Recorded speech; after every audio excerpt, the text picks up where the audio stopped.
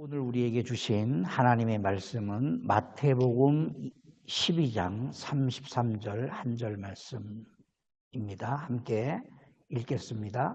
나무도 좋고 열매도 좋다 하든지 나무도 좋지 않고 열매도 좋지 않다 하든지 하라. 그 열매로 나무를 아느니라. 나무도 좋고 열매도 좋다 하든지 나무도 좋지 않고 열매도 좋지 않다 하든지 하라. 그 열매로 나무를 아느니라. 이 말씀으로 인생나무에 대해서 우리가 함께 은혜 나누도록 하겠습니다.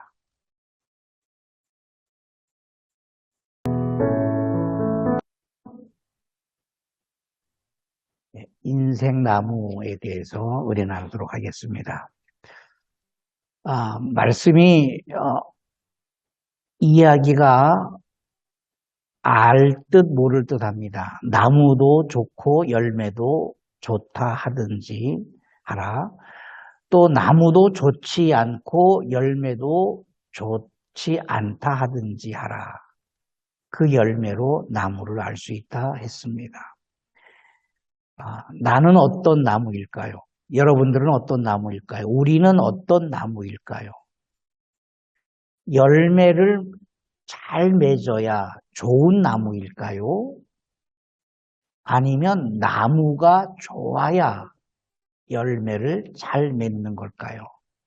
나는 어떤 나무인가? 마태복음 12장 33절을 통해서 우리는 두 가지를 생각할 수가 있습니다. 열매가 중요할까? 아니면 나무가 중요할까? 어떻게 생각하십니까? 열매가 있어야 되죠. 열매가 있어야 되죠.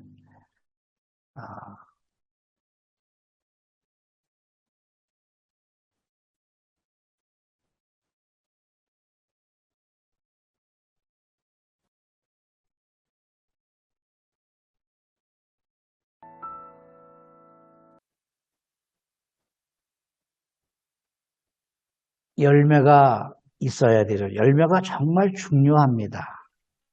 열매는 다양합니다. 그래서 열매로 그 나무를 알 수 있다고 했으니까 열매가 중요합니다. 자, 그런데 열매가 중요하지만 나무가 또 중요하다고 생각이 듭니다. 하나님은 열매를 중요하게 여기실까요? 나무를 중요하게 여기실까요? 열매에 초점을 맞추는 것은 결과를 중요시하는 것이고 나무가 중요하다라고 나무에 초점을 맞추는 것은 과정을 중요시하게 여기는 관점입니다. 열매의 관점을 맺는 것은 사회적 관점입니다. 결과 위주죠. 과정이 어때든 간에 결과물이 좋으면 그것으로 상을 받게 되는 것이죠. 그러나 성경적 관점은 열매가 아니라 나무라는 것이죠. 나무라는 것이죠. 볼륨을 조금 줄이고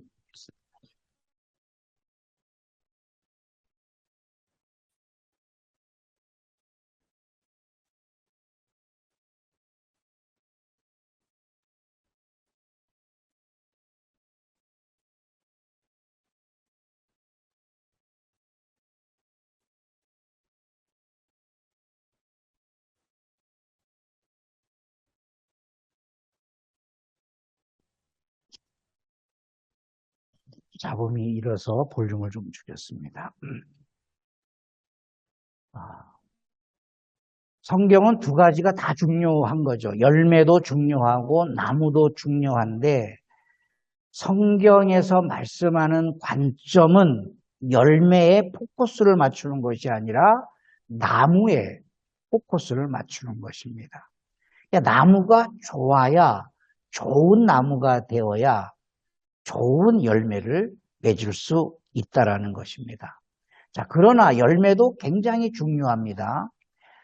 요한복음 15장 8절에 너희가 열매를 많이 맺으면 내 아버지께서 영광을 받으실 것이요 너희는 내 제자가 되리라. 열매를 많이 맺어라. 그래서 우리가 신앙생활하면서 사역을 하면서 우리의 일상을 살아가면서 그 열매에 대한 부담이 굉장히 큽니다.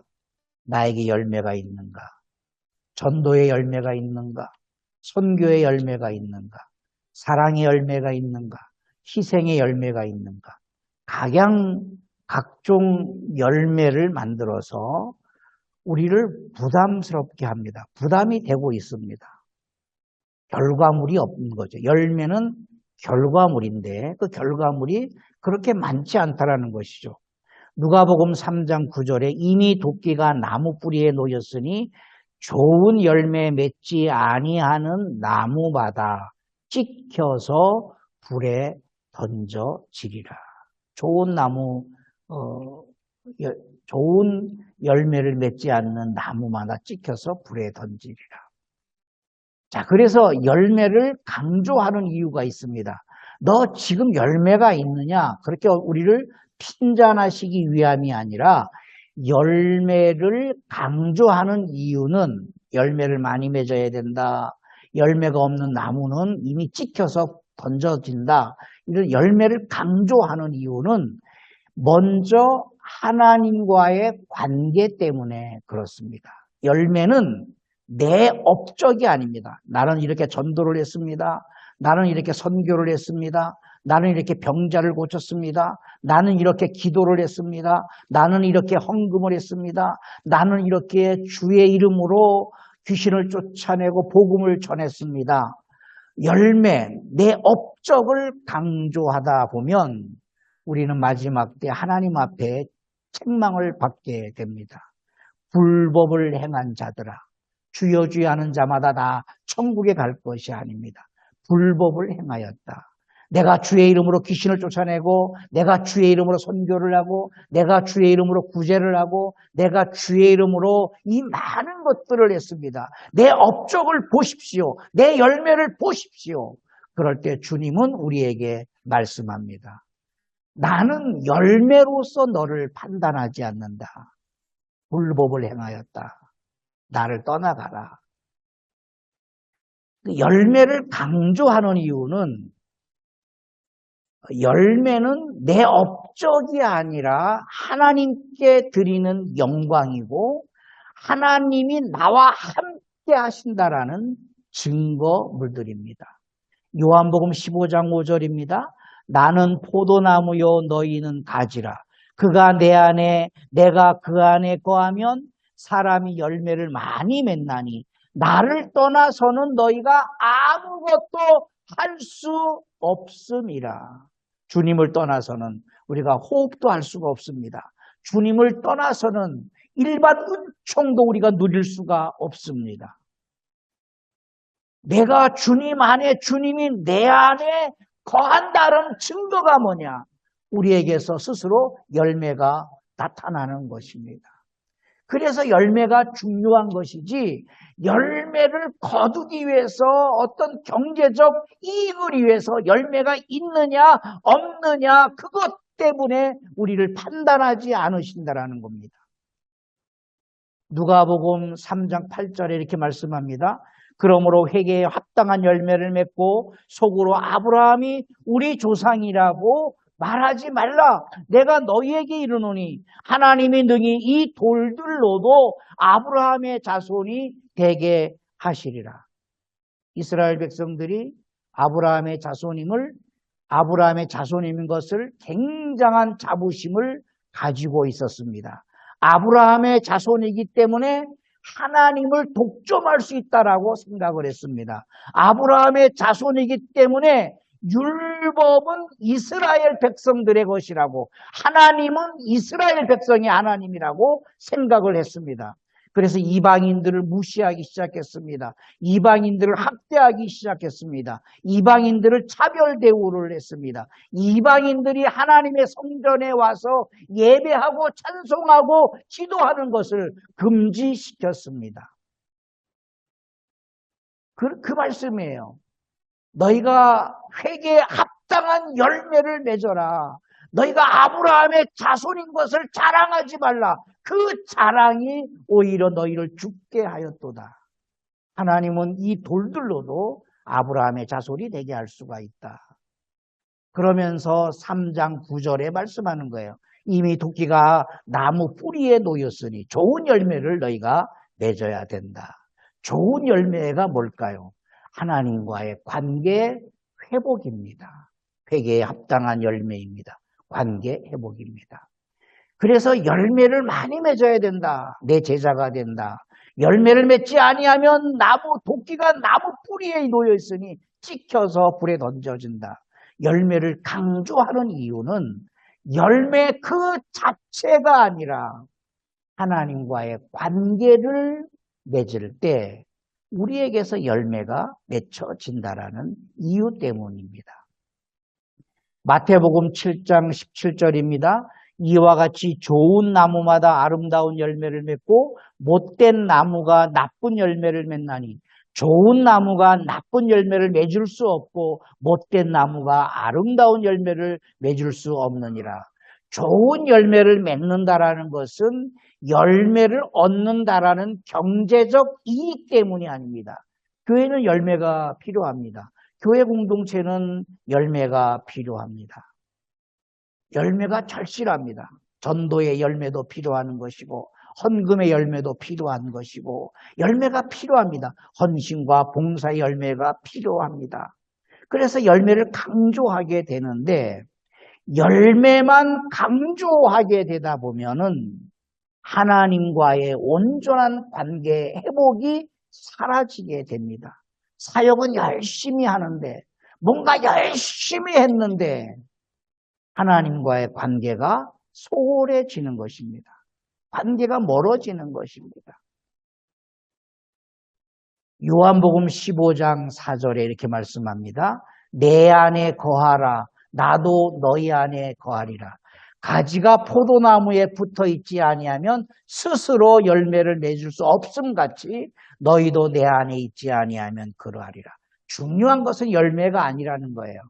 주님 안에 거하는 겁니다. 하나님과의 관계입니다. 그러다 보면 가지에게서 우리는 가지 아닙니까? 그러다 보면 우리 가지에서 열매가 나타나는 겁니다. 그 열매로 하나님께 영광을 돌리는 겁니다. 내 업적이 아니에요. 내가 이만큼 했습니다. 내가 이만큼 했습니다. 내가 이만큼 쌓았습니다. 내가 이만큼 지경을 확장했습니다. 그래서 상을 주고 전도상을 주고 선교상을 주고 박수를 보내고 그것은 오히려 우리를 피곤하게 하고 우리의 영혼을 좀먹게 할 수 있는 올무가 될 수가 있습니다. 열매 때문에 저도 많은 고민을 합니다. 왜 내게 열매가 없을까요? 왜 나에게 보이는 열매가 없을까요? 왜 나에게 목회적 열매가 없을까요? 왜 나에게 선교적 열매가 없을까요? 많은 고민을 합니다. 고민을 하지 않는 사람은 없을 겁니다. 자, 그런데 우리는 그런 고민을 해야 됩니다. 열매는 내가 맺는 게 아니야. 그런 것이 아닙니다. 열매가 있는지 없는지를 점검을 해야 됩니다. 그런데 우리가 열매가 없음에 대한 안타까움과 이게 내 길이 아닌가, 내가 잘못 온 것인가, 무엇이 문제인가, 뭐 이런 인간적인 인본주의적인 생각이 아니라 내가 하나님 앞에 바르게 붙어 있는가, 내가 하나님 앞에 하나님 안에 바르게 주님 안에 바르게 거하고 있는가, 내 관계가 하나님과의 관계가 바르게 설정되어 있는가, 내가 생각하는 것이 하나님과의 관계에서 오는 것인가, 내 마음이 하나님과의 관계가 접합되어 있는가, 내 삶이 내 언어가 하나님과 바른 관계를 맺고 있는가, 그것을 우리가 점검을 해야 됩니다. 열매는 결국 그릇의 한도입니다. 그릇의 한도입니다. 어떤 사람은 수만 명의 목회적 열매를 맺을 수가 있는 것이고, 어떤 사람은 단 한 사람의 목회적 열매를 맺을 수가 있는 것입니다. 어느 열매가 귀하다, 어느 열매가 잘했다, 어느 열매가 잘못했다, 이렇게 판단할 수가 없는 것입니다. 중요한 것은 내가 지금 주 안에 거하고 있는가. 하나님과 관계가 회복된 나무는 어떤 열매를 맺기 위해서 우리가 몸부림해야 될까요? 열매는 두 가지가 있습니다. 그림자 열매와 본질적 열매가 있습니다. 성경에서 말씀하는 마태복음에서 말씀하고 요한복음에서 말씀하는 열매를 맺어야 내 제자가 된다. 열매로 하나님께 영광을 올려드린다. 열매 맺지 아니하는 나무는 도끼가 이미 나무 뿌리에 놓여 있기 때문에 찍어서 불에 던져지리라 말씀할 때 그 열매가 무엇이냐면 그림자적 열매가 아니라 본질적 열매를 말씀합니다. 제가 많이 고민했던 것이 바로 나에게는 왜 그림자 열매가 없습니까? 교인이 왜 늘어나지 않습니까? 선교가 이렇게 꽃을 피우지 못합니까? 매일 제자리 걸음 걷는 듯한 이런 열매. 그래서 고민하고 고민하는 것입니다. 그런데 하나님이 원하시는 열매는 그런 그림자적 열매가 아니라 본질적인 열매입니다. 그림자 열매란 종교적 성과입니다. 결과가 하나님의 뜻이라고 우리는 생각을 합니다. 본질적 열매는 전인격적인 변화입니다. 성령이 임재하심의 증거입니다. 무엇이 더 중요할까요? 그림자 열매일까요? 본질적인 열매일까요? 갈라디아서 5장 22절에 이렇게 말씀합니다. 오직 성령의 열매는 사랑과 희락과 화평과 오래 참음과 자비와 양선과 충성과 온유와 절제니 이 같은 것을 금지할 법이 없습니다. 어떠한 상황 속에서도, 어떠한 환경 속에서도, 어떠한 어려움 속에서도, 어떠한 기쁨 속에서도, 어떠한 환난 속에서도, 어떠한 환경 속에서도 이 법이 나타나도록 되어 있습니다. 이것이 우리의 인품이 되고 우리의 성품이 되고 우리의 인격이 되는 것입니다. 하나님으로부터 오는 사랑, 하나님이 주시는 희락, 하나님으로부터 오는 화평, 하나님 때문에 오래 참음과 하나님으로 인한 자비와 양성과 충성과 온유와 절제가 우리의 삶에서 나타나도록 되어 있습니다. 이것이 하나님이 원하시는 본질적인 열매입니다. 너 이 열매 있느냐? 이것은 이 열매를 하나님이 요구하시는 거예요. 너 이 열매가 있느냐? 그림자 열매가 아닙니다. 너 성과가를 얼마나 내느냐? 너 전도 몇 명 했어? 선교 얼마나 했어? 헌금 얼마나 했어? 뭐 이거 얼마나 했어? 사업을 얼마나 크게 했어? 이런 성과적 종교적 성과의 열매가 아니라 너 하나님을 사랑하고 있느냐? 내 안에서 희락이 있느냐? 기쁨이 있느냐? 하나님의 평화, 내가 주는 평화를, 화평을 전하고 있느냐? 오래 참고 있느냐? 자비하냐? 양선이 있느냐? 나 앞에 충성하느냐? 온유하냐? 절제하냐? 성령이 나를 성전 삼으시고 내 안에 거하신다라는 이 본질적인 열매, 이 열매가 없다면 도끼가 나무 뿌리에 놓였으니 찍어서 불에 던져도 마땅하지 않겠느냐. 주님이 말씀하시는 겁니다. 우리 안에 이 같은 열매가 있다면 갈라디아서 5장 24절에 계속해서 말씀하고 있습니다. 그리스도 예수의 사람들은 육체와 함께 그 정욕과 탐심을 십자가에 못 박은 것입니다. 그래서 우리가 이렇게 노래합니다. 내가 그리스도와 함께 십자가에 못 박혔나니 그런즉 이제는 내가 사는 것이 아니요 오직 내 안에 그리스도께서 사신 것이라. 이웃에게 물 한 그릇을 대접했다 할지라도 그건 내가 한 것이 아니라 내 안에 계신 그리스도께서 그리스도의 사랑이 그 사람에게 물 한 그릇 대접하게 한 것입니다. 그래서 말씀하는 거예요. 이 소자에게 냉수 한 그릇 대접하는 것 결코 상을 잃지 않으리라. 우리 문화 속에는 물 한 그릇 대접하는 것 그게 뭐가 클까라고 생각을 합니다. 물 한 그릇을 우리에게 무엇으로 비교할 수 있을까요? 이 물 한 그릇은 생명입니다. 팔레스타인 지역에 물이 없는 지역에 하루 종일 사막을 걷고 광야를 걸었습니다. 물 한 모금 먹지 않았습니다. 죽음의 지경에 이르렀을 때 어린 소자가 물 한 그릇을 떠왔을 때 그 물은 값으로 판단할 수가 없습니다. 그의 생명을 살리는 것입니다. 그렇게 생명을 살리는 그 섬김을 하나님께서 받으신다. 내가 그리스도와 함께 십자가에 못 박혔으니 그런즉 이제는 내가 사는 것이 아니요 오직 내 안에 그리스도께서 사시는 것이라. 저는 어렸을 때 교회에서 다투는 것을 많이 봤습니다. 재직회를 할 때 다툽니다. 그래서 많이 울었어요. 어렸을 때. 다툼의 결과가 어른들은 네 헌금 얼마나 했어? 나는 얼마 했다. 네 헌금 얼마 했어? 뭐 이런 결국에는 뭐 그렇게까지 막 치솟아서 교회에서 누가 확실한 주인이고 발언권을 가지고 있느냐? 결국 헌금을 많이 한 사람이 아니냐? 뭐 그런 결론을 얻게 되는 싸움을 본 적이 있습니다. 얼마나 유치합니까? 주님이 주신 것 주님께 드리는 건데 네 얼마 헌금했어? 내가 얼마 했기 때문에 내가 교회에 내 발언이 힘이 있어야 된다.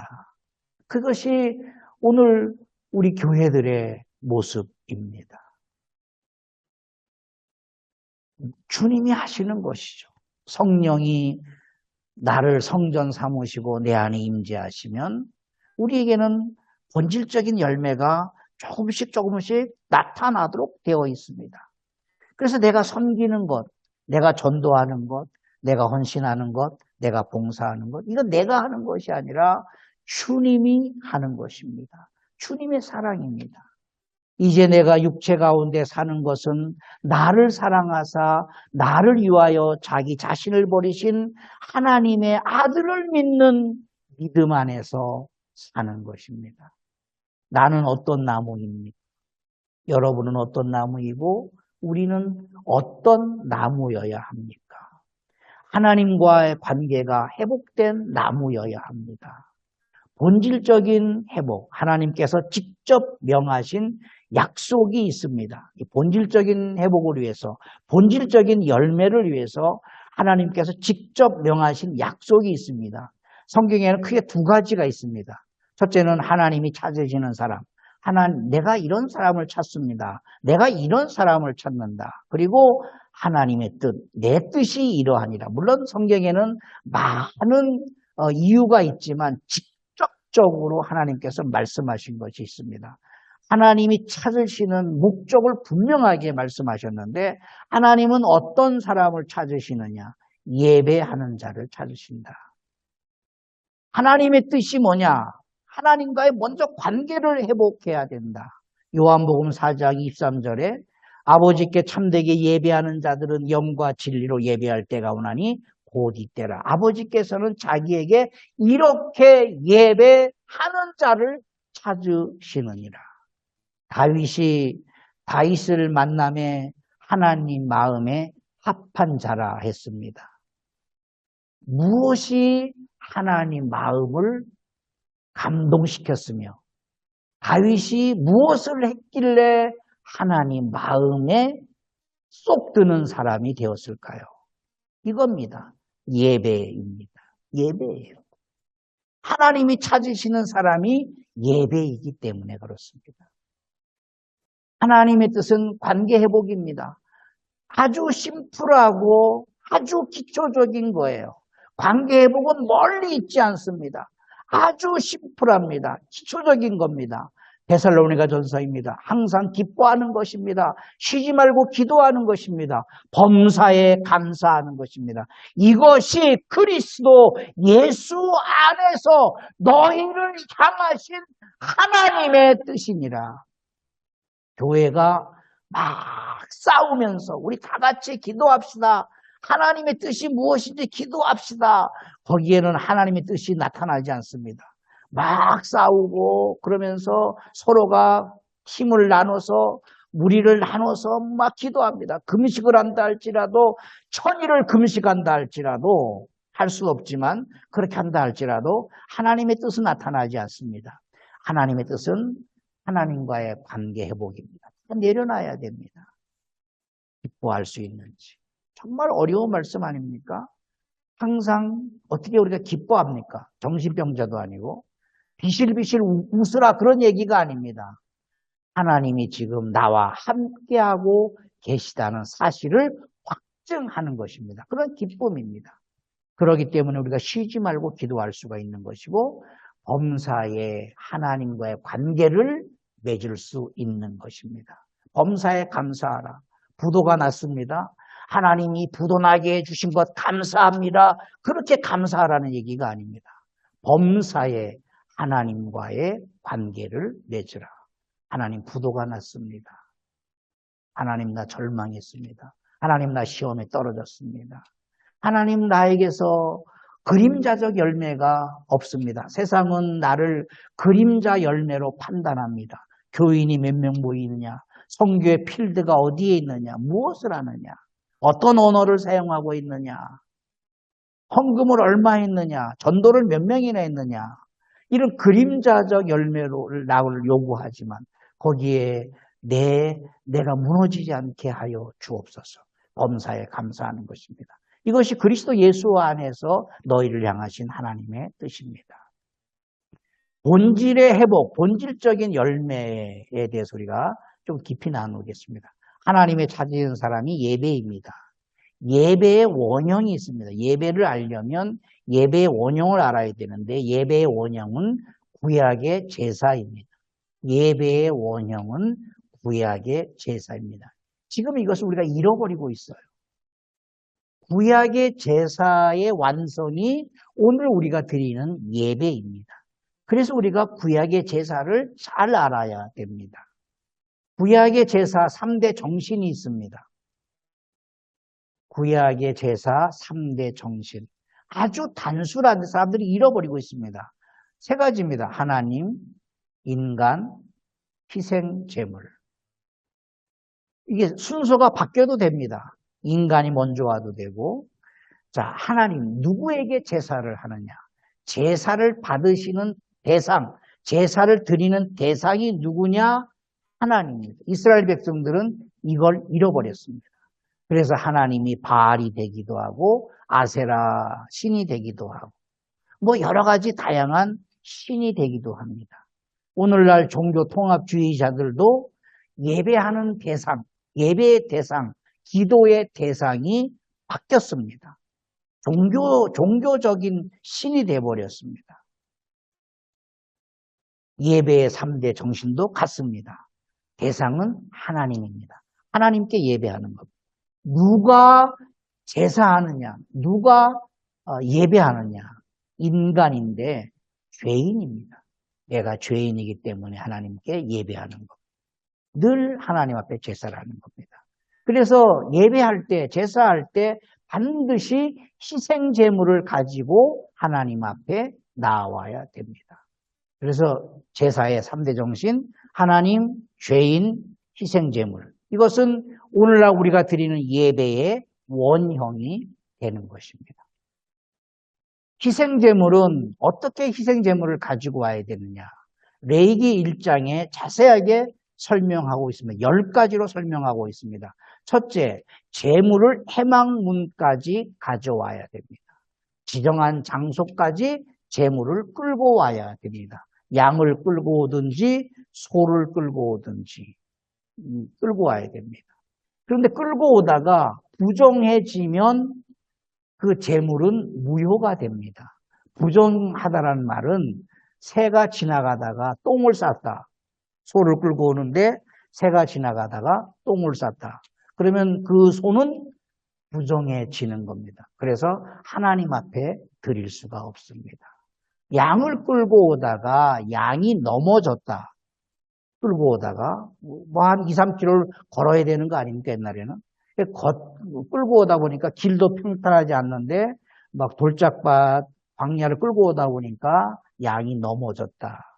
그래서 막 몸에 흙이 묻었다. 그러면 그 양은 부정한 동물이 되어서 하나님 앞에 제사할 수가 없습니다. 다시 집으로 가서 새로운 양을 가지고 와야 됩니다. 그래서 이 재물을 가지고 해망문까지 올 때가 막 사람들이 쇼크 상태입니다.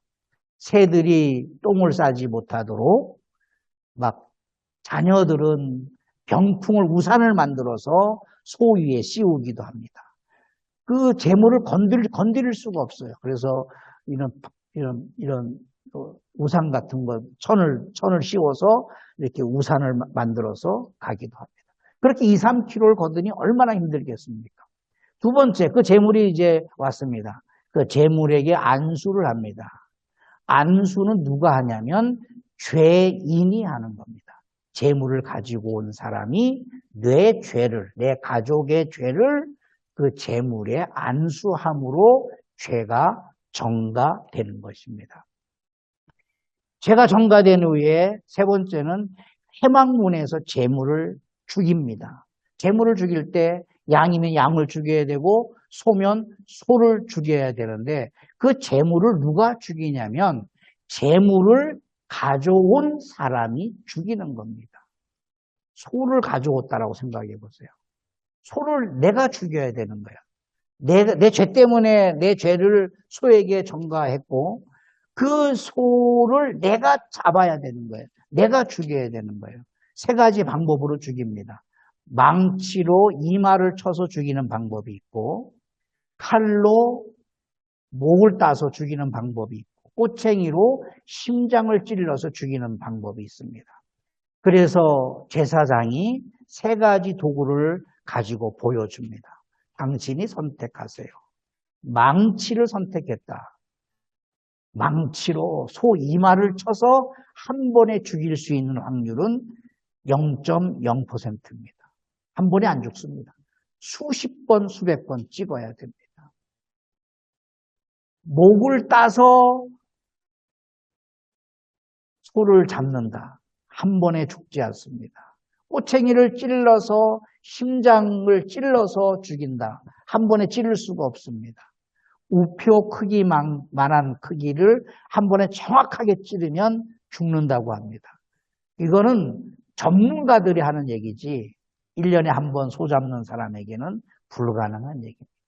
그래서 재물과 내가 일치가 되는 거예요. 망치를 치고 피범벅이 나고 그것도 안 되면 목을 따고 그래서 소가 막 움직이고 막 부둥켜 안고 잡고 내 온몸에는 그 소의 피로 막 범벅이 됩니다.